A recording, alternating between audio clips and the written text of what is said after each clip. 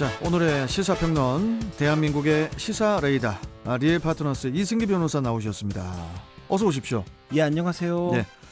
자, 첫 번째 이슈 전해주시죠. 예, 오늘 첫 번째 이슈는 김호수 청문회 논란 끝 파행, 임명 강행 수순입니다. 자, 김호수 검찰총장 후보자의 그 국회 인사청문회가 어제인 26일에 열렸는데 그동안 논란이 된 부분을 두고 여야 간의 공방이 치열했는데요.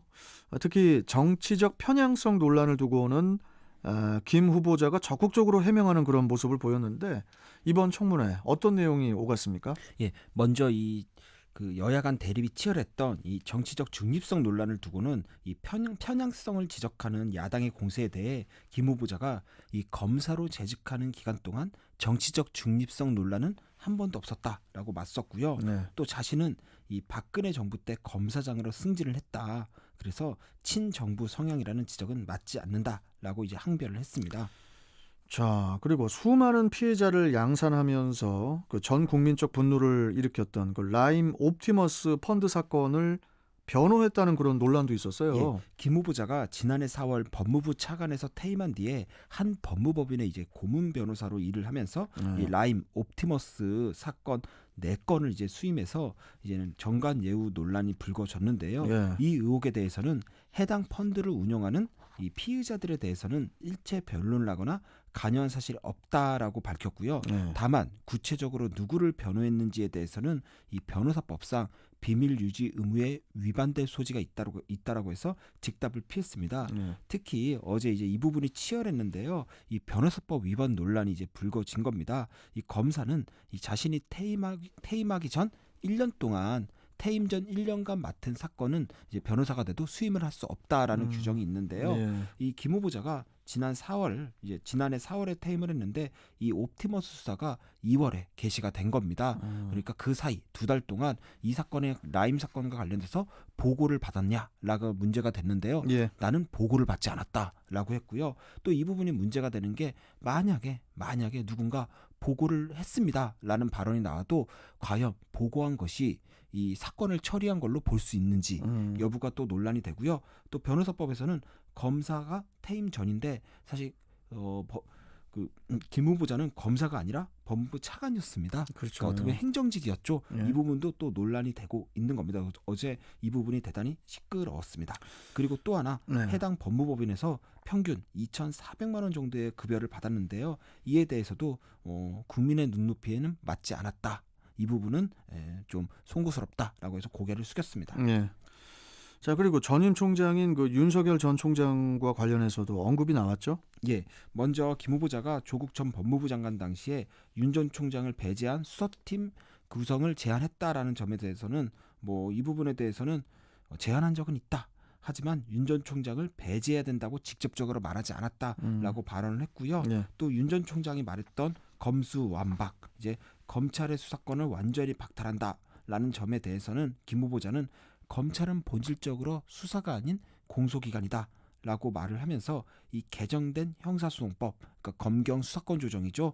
이 체제가 안착되는 게 우선이라면서 애매하게 답변을 비껴갔습니다. 네. 그리고 최근 형사 기소된 이성윤 서울중앙지검장을 직무 배제해야 되는 거 아니냐라는 요구에 대해서도 취임하면 적절한 의견을 내겠다라고 해서 이 역시도 직답을 피해가는 모습을 보였고요. 예. 이 밖에도 김학의 사건 등 이 민감한 현안에 대해서는 이 재판이나 수사가 진행 중인 사안이다라고 하면서 답변을 피했습니다. 그리고 최근 법무부가 일선 지방검찰청에 내려보낸 이 조직 개편안, 여기서는 이 검찰 형사부의 직접 수사 제한을 포함해서 검찰의 수사 권한을 또 대폭 축소한 내용이 있는데요. 이에 대해서는 이 미묘한 부분이다.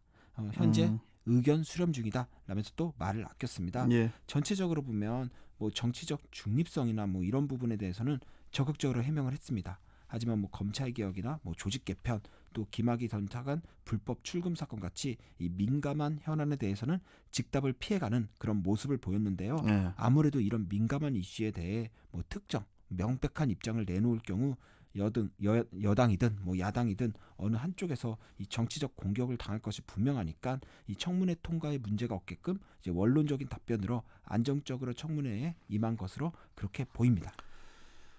자, 김 후보자의 검찰총장 임명 가능성 이승기 변호사께서는 어떻게 예, 보십니까? 일단은 뭐 100% 임명된다고 보고요. 그 전에 아마 청문 보고서 채택은 아마 매우 힘들다, 불가하다라고 보입니다. 어제 청문회가 이제 파행으로 이제 끝났는데요. 저 특히 이제 어제 논란이 됐던 정관예우 부분에서 문제가 터졌습니다. 이 김용민 후보가 야당 측 이제 청문위원 중에 한 분의 이제는 과거 사건 내역을 딱 보이면서 이 그러니까 무허가 병원에 관련된 거거든요. 그래서 이 정도는 돼야 이제 그 후보자가 이제 이 사건을 수임한 겁니다. 검사 퇴임 후에 이 정도는 돼야 정관예우 아니냐, 이거 수사 안 하냐. 그러니까 이제 분위기가 삭막해진 거죠. 그러면서 이제 조수진 의원이 이 부분을 따져 물으니까 김용민 의원이 눈을 똑바로 뜬다고 해서 똑똑해 보이는 거 아니다라고 조금 이제는 도발을 했습니다. 그러니까 박주민 이제는 위원장이 말을 좀 정지해서 하십시오라고 하면서 이제 저녁 시간을 가졌는데 저녁 시간 끝나고 나서 이제 국민의힘 의원들이 항의하면서 청문회장에 들어오질 않았습니다. 그래서 인사청문회 채택은 거의 불가한 것으로 보이고요. 다만 임명은 김 후보자의 검찰총장 임명은 뭐 거의 확실하다고 보는 게 강행할 걸로 사실 보입니까? 김 후보자 외에는 뚜렷한 제한이 없습니다. 기본적으로 김 후보자가 호남 출신이고요. 차관 재임 시전에 재임 기간에 박상기, 조국, 추미애 3명의 법무부 장관과 연이어 호흡을 맞춰서 현 정부와 아주 큰 신뢰를 쌓아왔습니다. 또 김 후보자 외에 검찰 출신으로는 사실 이 정도 인사는 이성윤 지검장밖에 없는데 지금 이성윤 지검장 이제 피고인 신분이죠. 그렇다 보니까 아무래도 검찰 내 입지가 좁고요. 그러니까 김호수 후보자밖에 남지 않은 상황입니다. 더 이상 뭐 다른 후보자도 찾기가 어렵고요. 그렇기 때문에 문재인 대통령이 김 후보자에 대한 총장기 임명 강행할 것으로 보입니다. 예. 자, 다음 이슈 전해주시죠. 예, 두 번째 이슈는 비트코인 하락세, 중국 변수 부상입니다. 자, 비트코인 가격 하락세가 눈에 띄는데 지난달 중순에 최고가였던 8,200만 원의 절반 수준인 4천만 원대까지 떨어졌습니다. 예. 많이 떨어졌죠. 하지만 최근 회복세에 있습니다. 특히 어제 은성수 금융위원장이 얼마 전에 이제 국회에서 뭐 잘못된 길을 가면 어른들이 좀 말을 해줘야 된다라고 해서 꼰대 발언 논란을 불렀는데 어제는 또 입장을 바꿔서 이 가상화폐 충분히 보호될 수 있다라고 또 입장을 바꿔서 다소 이 가상화폐가 조금 오르곤 있는데요. 그래도 전반적으로 좀 떨어진 측면이 강합니다. 특히 비트코인 심리적 마지노선이 보통 4만 달러 4,500만 원 수준으로 보는데요. 한때 3,900만 원대까지 떨어졌습니다. 투자자들이 거의 패닉 상태였는데요. 특히 가상화폐의 대장인 이 비트코인도 그렇지만 비트코인 이외의 가상화폐 우리가 보통 알트코인이라고 부르는데요. 그렇죠. 대표적으로 이제 이더리움도 있고요. 또 테슬라 CEO인 일론 머스크가 직접 챙겨 유명해진 이 도비코인도 있습니다. 도지코인. 이 부분도 역시 비트코인보다 더 폭락이 더 큰 상태죠. 이번 폭락의 가장 큰 원인은 뭐 중국 당국의 규제 강화로 보이거든요. 어떻습니까? 맞습니다. 뭐 미국이나 EU도 좀 규제를 하고 있지만 중국이 거의 메가톤급 핵폭탄이다라고 보면 되는데요. 지난 18일 중국 중앙은행인 이 인민은행이 암호화폐는 실생활에 전혀 쓰이지 않는다라면서 경고를 하면서 이 포문을 열었습니다. 그리고 이어서 이제 유허 중국 부총리가 비트코인 거래와 채굴 모두를 금지하고 강력하게 단속하겠다라는 발언이 나오면서 말 그대로 폭탄이 터진 겁니다.